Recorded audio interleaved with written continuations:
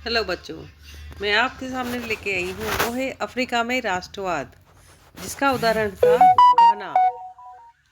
19वीं सदी के आखिर और 20वीं सदी के शुरुआत में बहुत सारे अफ्रीकी और एशियाई देशों में राष्ट्रवाद का उदय हुआ।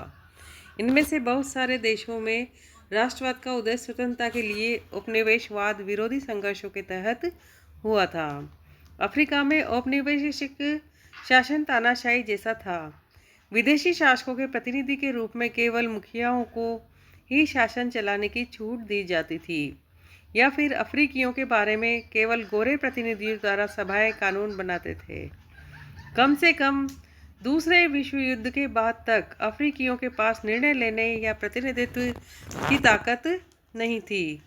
स्थानीय भूस्वामियों या किसानों से जमीन का जबरन अधिग्रहण, करों में वृद्धि और खराब कार्य परिस्थितियों की वजह से बहुत सारे अफ्रीकी आंदोलन शुरू हुए।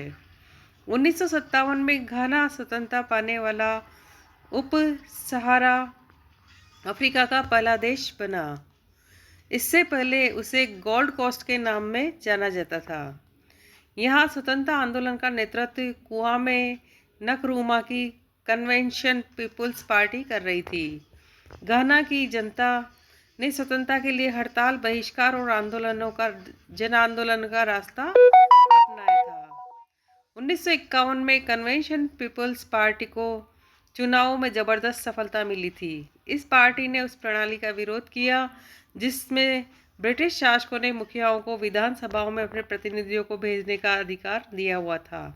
इस पार्टी ने अंग्रेजों पर दबाव डाला कि वे ऐसी विधानसभाएं बनाएं जिसमें कोई मनोनीत या विशेष सदस्य न हो।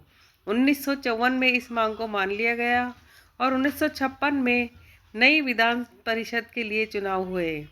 कन्वेंशन पीपल्स पार्टी ने इन चुनाव में सफलता पाई और इस तरह घाना के नाम से एक नव स्वाधीन राष्ट्र के निर्माण का मार्ग प्रशस्त किया। तो देखो, अपने देश की लड़ाई, अपने राष्ट्र की लड़ाई के लिए कितने संघर्ष करने पड़ते हैं, और अफ्रीका में घाना इसका एक उदाहरण है। और जानकारी लेके आपके सामने आएंगे। तब तक के लिए हमारे चैनल को लाइक, शेयर, सब्सक्राइब कीजिए। जय हिंद, जय भारत।